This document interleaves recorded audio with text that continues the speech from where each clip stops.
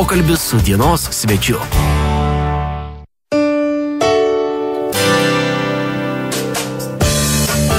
Atėjo metas laidai Pokalbį su dienos svečiu, o šiandieną pas mus studijoje svečiuojasi tarptautinio lygio vizažo meistrė Ieva Mitigailienė. Sveiki, Ieva. Labą dieną.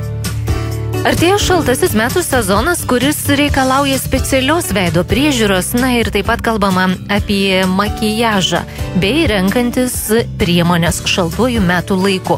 Apie tai šiandieną mes išsameu kalbėsime ir apie tai, kaip naujos technologijos sparčiai žengia į priekį ir makiažo srityje, bei žinoma apie tai, ką reikėtų daryti, norint gražiai atrodyti fotografijose.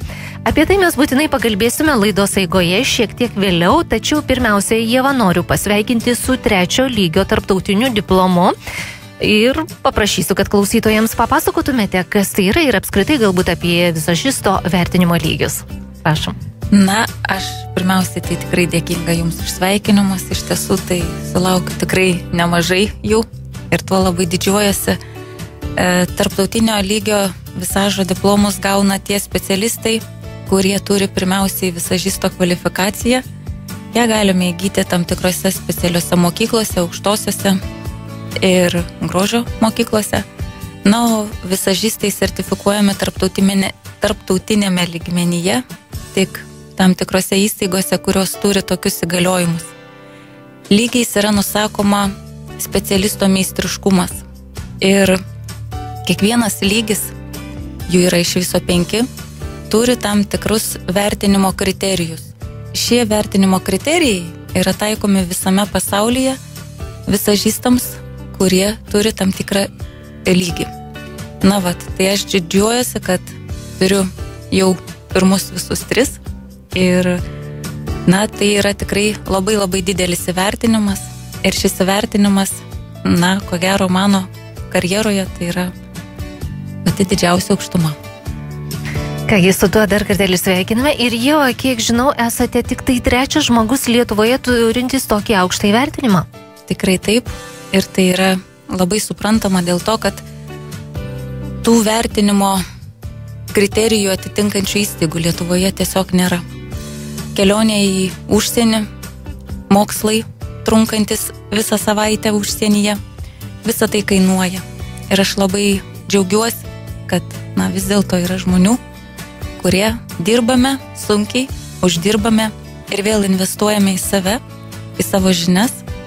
Ir ko gero tai yra svarbiausia. Kuriomis galime dalintis ir kitais, ar ne? Tikrai taip, žinokite. Tiesiog man atrodo, kad taip yra teisinga, dėl to, kad noriu išmanyti savo amatą ir siekiu atlikti paslaugą tobulai. Ačiū už išsamų atsakymą. O dabar apie tai, kaip šaltuoju metų sezonu reikėtų kokį galbūt daryti makiažą, kokias rinktis priemonės. Na, žinoma, šaltis, dargana, tai yra tam tikri dalykai, kurie neigiamai veikia ne tik kai kurių žmonių psichologinę būseną, tačiau ir veido odą. Ir pagrindinės problemos yra sausumas, kapiliarų išsiplėtimas. Kartais tai jau vadinama liga ir yra kuperozė. Ir šiai problemai, tai yra raudonį neutralizuoti, yra sukurti specialūs makiažo produktai, jie vadinami bazėmis, neutralizuojančiamis spalvinį netolygumą. Tokios bazės tai yra speciali produktai, kurie būtent naudojami kaip priemonės prieš makiažą ir bazė turi maitinimo, drėkinimo, minkštinimo efektą. Žinoma, gali sukurti ir spindinčios odos iliuziją. Priemonės sukuria apsauginį sluoksnį, kuris leidžia lengviau aplikuoti, tai yra dengti pudrą, ir toks makiažas išsilaiko ilgesnį laiką. Būtent raudonį neutralizuoja žalios spalvos bazė ir, ji mažina kraujagyslių matomumą. Makiažo bazė ir kremas svarbiausia, kad jūs teptumėte likus 30 minučių iki išėjimo į lauką. Todėl, kad visi drėkinantis produktai, tai yra ir kremai, ir bazės, ir kreminės pudros, jos reaguoti gali su šalčiu. Svarbiausia, kad makiažo priemonės būtų parinktos pagal veido odos būklę ir prigimtinę spalvą. Ačiū. Ir vėlgi grįžtame prie tos žiemos ir galbūt kokios naujos tendencijos numatomos šį sezoną ar kokie rekomenduojami spalvų deriniai? išstudijavus visus madų šou, visas tendencijas, aš darau išvadą, jog vieningai šiemet yra madinga švytinti, sveikai atrodanti natūrali veido oda. Ir jos spalva, žinoma, natūrali. Šią iliuziją galima sukurti, sakau iliuziją, dėl to, kad ne kiekvienas žmogus turi tokį džiaugsmą, turėti natūralų savo tokį veido atspalvį ir būseną, būklę. Ir tai jų turime pailsėję, bet vėlgi šią prabangą retai kada galime leisti, ar ne? Taip, žinoma, tiesiog mūsų ir klimato zona yra tokia, kad mūsų nelepina šiluma, saulė. Tai aš siūlau kurti iliuziją su tam tikromis specialiomis priemonėmis. Tai gali būti ir ta pati bazė, tai gali būti ir dieninis veido priežiūros kremas, kuriame yra šviesą atspindinčių dalelių. Ir turėtumėte žinoti, jog tai yra specialios priemonės ir tai nėra perlamutras. Šviesą atspindinčios dalelės, jos yra tokios mikroskopinės ir iš esmės užtepus tokią priemonę gauname efektą būtent drėgnos, sveikai atrodančios veido odos. tą efektą. Žinoma, iš naujienų, galbūt tai ir nėra kai kam naujiena, kaip akcentai, yra kuriama akcentai antakių arba skruostikaulių, arba akių, arba lūpų zonose. Na, akcentuojama, ko gero, individualiai, pagal prigimtinius veido bruožus, pagal tai, kokie privalumai pas jūs yra svarbiausi ir jums gražiausi. Žinoma, aš tikrai nuoširdžiai siūlau nesusikoncentruoti į trūkumus, nes pastebiu, jog daugelis specialistų, mano kolegų, būtent akcentuoja, kad, trūkumų maskavimas, trūkumų retušavimas, trūkumų slėpimas. Iš esmės, manau, kad svarbiausia sukurti akcentą būtent privalumo zonoje. O trūkumai, jie savaime tampa nematomi, kai tu žiūri į žmogų ir matai jo gražias akis, matai jo gražias blakstienas. Kita vertus, Ieva, turbūt pažiūrėjus, nei vieno veido žmogaus nerastume be kažkokių trūkumų. Žinoma, ir individualumas šiandien dienos tendencija pagrindinė. Visi dizaineriai stengiasi pasirinkti modelį, kuris yra asmenybė, kuris turi savo išskirtinumą. Žinote, praėjo tikrai tie laikai, kada norėta, jog visi atrodytų kaip vienas. Šiandien mes tikrai galime džiaugtis, kad jei esame tokie, kokie esame, tai yra mūsų tarsi didžiausias privalumas ir tik dėl to mes atrodome įdomus ir tik dėl to galbūt mus pastebi pašnekovai, mūsų artimi žmonės. Ir aš manau, kad būtent į tai reiktų ir susikoncentruoti. Žinoma, yra tam tikros taisyklės, tam tikri momentai, kurie galbūt daugiau taikomi mados pasaulyje, dizainerių, kirpėjų, stilistų. Gretose taip, mados tendencijos yra labai svarbus elementas. Tačiau gyvenime paprastiems žmonėms yra svarbiau atrodyti stilingiam, išradingai, apsirengus, kūrybiškai. Pažiūrėkite ir į makiažą. Jis neturi būti kažkoks kaip pas kažką. Jūs galite būti graži dėl to, kad esate tokie, kokie esate. O grožį, žinoma, paryškinti galima ir subtiliais štrichais.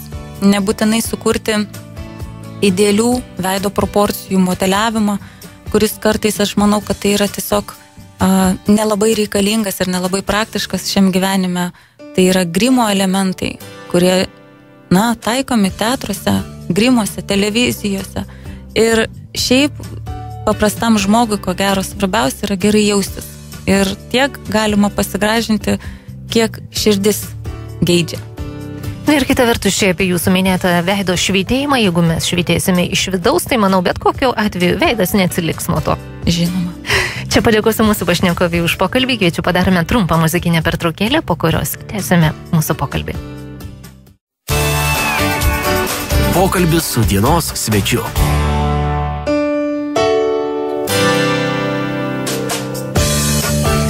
Vėlgi grįžtame prie šios dienos pokalbių, kuriame kalbame su tarptautinio lygio visažo meistrė Ieva Mitigailinė, o trumpai tariant, kalbame tiesiog apie tai, kaip gražiai atrodyti, ir kaip dar gražiau atrodyti visoms moterims ir merginoms, būtent apie šaltąjį metų sezoną. Žinoma, gražiai norisi atrodyti visą laiką, bet sutikite, jog šaltasis metų sezonas reikalauja šiek tiek kitokios veido priežiūros, net ir renkantis priemonės. Ieva, dabar dar kartelį paklausiu apie būtent spalvų derinius šį artėjantį, jau ruduo kaip ir įpusėjo, galbūt pakalbėkime apie žiemos sezoną. Dizaineriai kaip susitarė, visi šiemet akcentuoja, jog madinga tai, kas yra klasika jau vadinama, tai yra juodi balti, neutralūs žemės tonai, o kaip naujiena, mados tendencija yra visi vyšniniai, burokiniai, tokie baklažaniniai, labai gilūs violetiniai atspalviai. Ir tomis spalvomis galime puoštis ir kurdamos makiažą. Aš nuoširdžiai siūlau išbandyti spalvotus blakstienų tušus, spalvotus pieštukus, nebūtinai tai turi būti šešėliais, uždažytas visas vokas. Kai dažniausiai moteris čia įsiterpsiu įpratusios juodą vartoti tušą, ar ne? Taip, bet kadangi žiema yra toks metas, aplinkoje nėra spalvų, yra labai daug arba pilko, arba balkšvo. Tai spalva mūsų blakstienose, jis sukuria tokį stebuklingą, mažą akcentėlių, kuris tikrai pradžiugina ne tik jūs pačią, bet ir pašnekovus, bendraujančius su jumis aplinkinius, o jo labiau vyrus, aš manau, tai tikrai. Tikrai taip, vyrai spalvas mato. Žinoma, aš siūlau, jeigu jūs nenorite spalvingų akių, galite rinktis klasikinius tonus, tai irgi gražu. Galite akcentuoti antakių linkį ir tam tikrai tinka pudrinės tekstūros pieštukai. Taip pat pudrinės tekstūros pieštukai tinka ir akių linijai, nes jie labai gražiai skleidžiasi, jie yra minkštesni ir juos galite paversti netgi švelniais šešėliais. Žinoma, tam turbūt turėtumėte turėti teptuką. Arba savo pirštus pajungti darbą. Alyviniai tonai, šviesiai violetinė, rausvi, pustoniai. Tai tiesiog tokios spalvos, kurios yra madingos, bet aš tikrai būsiu atvira, jos nėra būtinos kiekvienam, norint atrodyti gražiai. Ir galite išbandyti, galite priderinti. Tikrai tikiu šventai, kad prie jūsų garderobo turėtų tikti. Aišku, ačiū. Linkime moterims atrodyti gražiai žiemos periodu. Sakykit, koks makiažas rekomenduotinas dienai ir kokį būtų galime eksperimentuoti vakare, nes dažnai būna, kad mūsų merginos moteris persistengia su šiuo dalyku, ar ne? Dienos metu ypač. Taip, diena yra toks specifinis paros laikas, kuomet mes turėtumėm gražiai žiūrėtis prie dienos apšvietimo. Tai yra natūralioje šviesoje. O joje, kaip žinia, matosi tikrai viskas. Matosi sluoksnis, matosi klaidos, matosi kažkas, kas nepavyko. Tad galima šiuo atveju naudotis taisyklę mažiau yra geriau. Ir renkantis makiažo pagrindą, tai yra pats svarbiausias momentas atiderinti spalvą.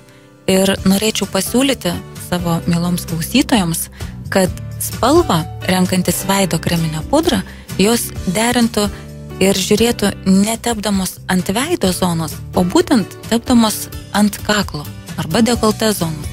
Tai yra labai svarbu, kad dekolte ir kaklo zona būtų tos pačios spalvos kaip ir jūsų veidas. Ir dažnai pastebiu tokią taisyklę, jog žmogus pasirinkęs kreminę pudrą arba toninį kremą pagal savo natūralų veidą, tada turi teptis ir kaklą, ir dekolte, ir tai yra tikrai diskomfortas, ypač kalbant apie dieninį mūsų estetinį makiažą. O spalvos ir pats makiažas, ko gero, priklausys nuo jūsų galbūt gyvenimo būdo ir darbo pobūdžio. Žinoma, jeigu esate laisvas žmogus, jūsų ir makiažas gali būti tiesiog pagal jūsų charakterį, pagal jūsų nuotaiką, pagal jūsų improvizacijų galimybės. Ir, žinoma, skirtingai turi atrodyti banko tarnautojai, valstybės tarnautojai ar žmonės apskritai dirbantis aptarnavimo sferoje. Aš manau, kad kiekvienas žmogus turėtų suvokti pirmiausiai tai, kad jis yra gražus, natūralus ir makiažas tai yra tik tais lengvas potėpis. Tai gali būti blakstienos gražiai padažytos, tai gali būti lūpų blizgesys, gražus, natūralus, atitinkantis jūsų prigimtinių lūpų spalvą.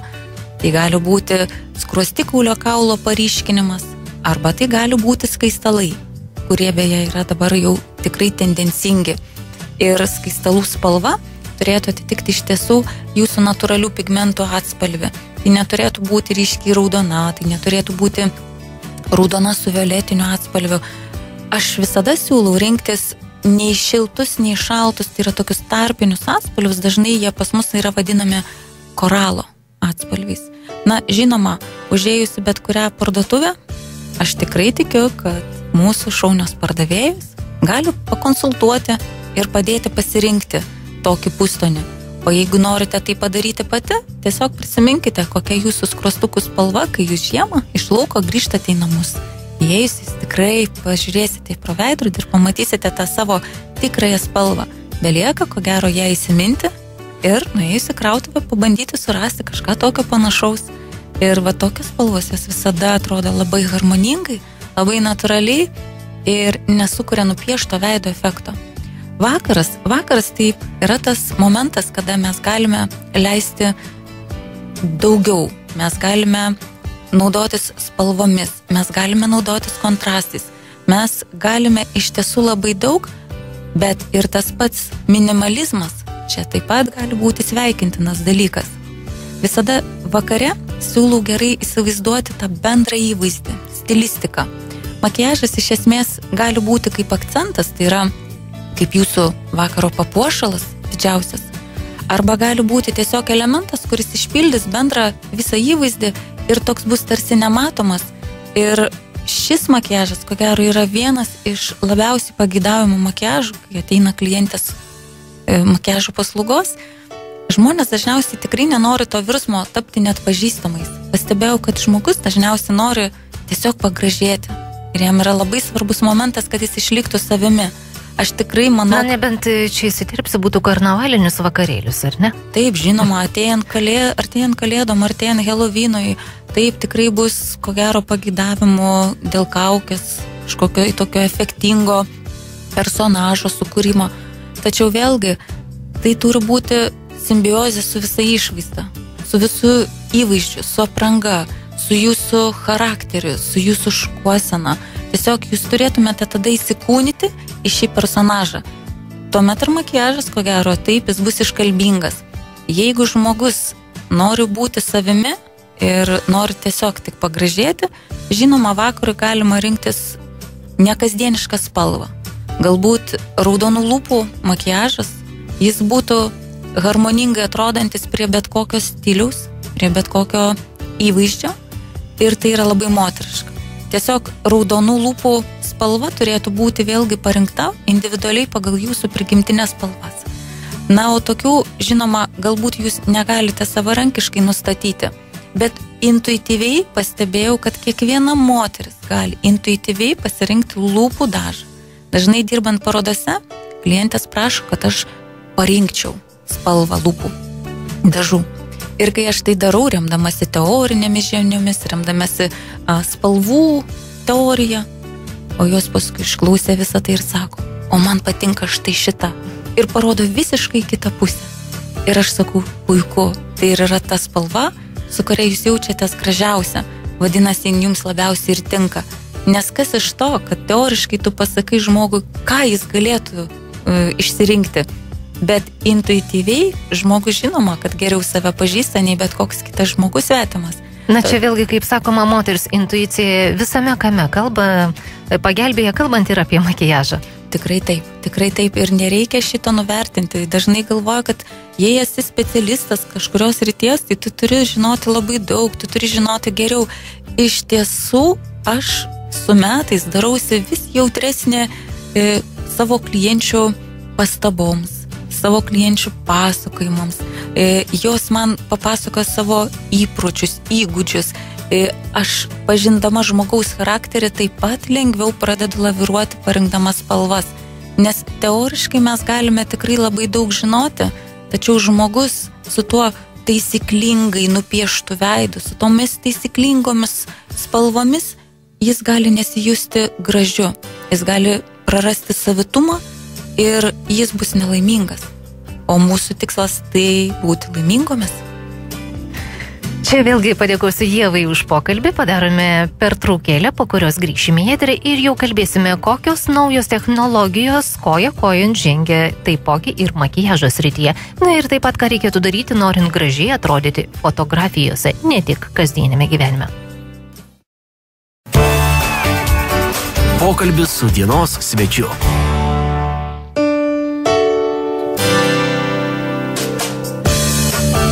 Vėlgi grįžtame prie šios dienos pokalbio, kuriame šnekučiuojame su tarptautinio lygio visažo meistrė Ieva Mitigailinė. Ir dabar paprašysiu, kad papasakotumėte apie tas naujas technologijas makiažo srityje, jog teko girdėti, kad jos išties koja žengia į priekį. Tikrai taip. Kadangi vyrauja aukštos raiškos skaitmeninės kameros ir televizorių ekranai ir telefonuose taip pat tokios pat kameros, iškyla natūraliai poreikis atrodyti labai gražiai, būtent kai yra labai gera raiška, žinote, kad matosi kiekviena pora, kiekvienas plaukelis, kiekvienas šaparėlis.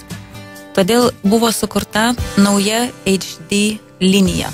Ir šie produktai pasižymi labai smulkiomis molekulėmis, kurios iš tiesų tampa nematomos. Plika akimi jos žiūrint dienos šviesoje, jos tikrai nematomos, bet nematomos ir stebint televizoriaus ekrane, stebint fotografijoje tokį veidą, tu matai kaip natūraliai gražų, bet nematai kreminės pudros ar birios pudros pagrindo. Ir žinoma, tai yra labai estetiška. HD produktai veidui tai yra tiesiog labai pažangios priemonės ir jos skirtos naujos kartos makiažui, kurio nemato būtent vaizdo kameros ir akis. Ir high definition tai reiškia didelė raiška. Ir HD pudros tai yra trečios kartos pudros, kurios yra gaminamos pagal pažangiausias technologijas, mineralinių komponentų pagrindų, švelnios tekstūros ir žinoma turi šviesą spindinčių dalelių. Ieva, čia įsiterpsiu, kitos sakys, tai čia ypač vyrai pasakytų, kam tuomet dėtis tau šias priemonės, jeigu jų vis tiek niekas nemato? Žinoma, tai yra labai logiška, jei tai pasakys, tačiau tai šiomis priemonėmis sukuriama iliuzija to tikrojo, natūralaus grožio, bet būtent kuris yra priimamas žvelgiant į tokį žmogų kaip natūralų. Mes žiūrėdami, mes ir neturime iš tiesų matyti pudros sluoksnio ar šiaip apskritai makiažo sluoksnio, nes mes bendraudami su žmonėmis mes tiesiog trikdytumėm jų dėmesį. O kai stebime filmus, kai žiūrime žinias, kai stebime koncertus ar ne per televiziją, mes taip pat norime matyti ir girdėti tą svarbią informaciją. Tačiau kai kamera pritraukia iš arti, tarkime, to paties serialo aktoriai, mes tikrai neturime matyti jų makiažą, mes turime galvoti, kad jie tokie idealūs ir tokie gražūs yra natūraliai. Štai šiam šventam tikslui tarnauja naujos kartos pudros. Tai visame kame pirmąją vietą, supratau, pastaruoju ypač metu užima natūralumas. Žinoma, iš tiesų tai ir... Ar bent jau jo iliuzija, gal tai pavadinkim. Tai tebūnie mūsų maža moteriška paslaptis. Iš ties. Ši HD technologija iš tiesų gali pradžiuginti ne tik moteris. Žinių vedantieji yra taip pat, kaip žinome, ir vyrai. Ir jie turi atrodyti lygiai taip pat gražiai ir nepriekaištingai ir natūraliai. Ir aš džiaugiuosi, kad būtent šiomis technologijomis remiantis sukuriami tokie makiažo produktai, kurie jau nebesukuria grimo efekto. Ir mes galime gerėtis tiesiog gražių žmonių veidais. Ir kas be ko, tokias priemonės gali natūraliai taikyti ir, ne diktoriai ir ne artistai. Gali jomis džiaugtis ir paprasčiausi žmonės kasdienėme gyvenime. Tiesiog jūs puikiai žinote, kad dabar mūsų visų beveik didžiosios dalies, sakyčiau, mūsų visų telefonuose yra taip pat kameros. Ir mes norime fotografuotis, mes tiesiog norime įamžinti savo veiklos pasiekimus, mes norime įamžinti akimirkas, ar ne? Ir tuo tikslu. Tai kalbant apie vėlgi minėtas nuotraukas, kur visame kame, tikrai kaip minėjote, bandome įamžinti, gražiai norime matyti save, parodyti kitiems, vėlgi čia, kaip supratau, galėtų pagelbėti tos naujosios technologijos. Žinoma, jos ir gelbėjo, todėl kad fotografija apskritai tapo kasdienė veikla. Ir jau fotografuojantis žmogus nebūtinai yra fotografas. Aišku, išlieka meninė fotografija, kurioje dirba specialistai, profesionalai, Na, o kasdienėme, buitinėme mūsų gyvenime fotografija iš tiesų yra mūsų kaip ir kasdienis jų elementas, todėl atsiranda poreikis atrodyti idealiai. Ir šiam tikslui tikrai buvo sukurta ši speciali dekoratyvinė kosmetika, kuriai keliami labai aukšti reikalavimai. Ir makiažo pagrindas HD tai yra tas pagrindas, kuris suvienodina veido spalvą, neišryškina raukšlių, sukuria matinį odos efektą, o tai ir yra labai svarbu tiek prie natūralaus apšvietimo fotografuojantis, tiek fotografuojantis su blykstėmis. Ir dėl tos neįtikėtinai geros konsistencijos makiažo pagrindas yra elastingas. Tai reiškia, kad jis tiesiog priglunda, kaip dabar mėgstama sakyti, kaip antra oda. Ir lengvai tepamas. Na, tai reiškia, kad mes nebūtinai turime būti profesionalai. Galime patys užsitepti. Mums nebereikia specialisto pagalbos.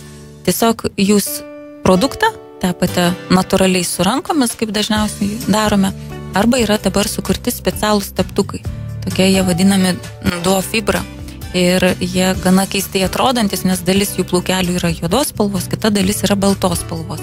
Ir su šiais šepetėliais iš tiesų labai lengvai gali pasiskirstyti makiažo pagrindą net ir žmonės turintis probleminę veido odą. Tai yra labai aktualu, todėl kad didžiosios dalies mūsų veido odos poros yra išsiplėtusios ir arba likę randai po akne. Ir tokią odą, kaip žinia, iš tiesų nėra paprasta gražiai natūraliai uždengti. Tai būtent tikrai rekomenduoju naudotis specialiais duo fibro šepetėliais. Ir žinoma, aš visada sakiau ir sakysiu, kad visų svarbiausia yra puoselėti savo veido odą.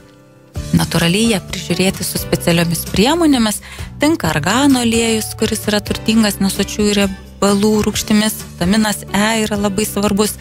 Ir, mes žinome, kad mes norime nuotraukose sukurti iliuziją, kad mes esame natūraliai gražus ir galbūt šiek tiek gražesni nei iš tiesų esame, bet, pirmosios raukšlelės arba, ne pirmosios raukšlelės, mes norime, kad jų nesimatytų. Tai šiaip šiam tikslui aš visą laiką sakau ir sakysiu, makiažo pagrindas yra pats svarbiausias. Žinoma, veido priežiūra, visa, sakykime, stangrinamoji linija, jų čia yra konsultuoja kosmetologai, pataria, kaip ką padaryti, o makiažas visada gali padėti būtent atrodyti geriau. To visiems ir linkime, išgirdote keletą moteriškų gudrybių, kaip atrodyti gražiai. Na ir pabaigai, Ieva, koks jūsų būtų palinkėjimas visoms ir visiems, kas mūsų šiuo metu klausosi? Žinoma, aš linkėsiu mylėti save, tokius kokie esame, ir ryškinti privalumus. Svarbiausia yra būti laimingais. Jeigu jūs jaučiatės laimingos, pasidarė gražų jums makiažą, aš tikrai tikiu, kad tokias jūs atrodote ir visiems žmonėms, su kuriais jūs susitinkate šiame gyvenime. Linkiu būti gražioms ir laimingoms. Ačiū, Ieva, ir dar kartelį priminsiu, kad šiandieną dienos svečio laidoje pas mus svečiavosi ir mes kalbėjome su tarptautinio lygio visažo meistrė Ieva Mitigailienė. Ačiū.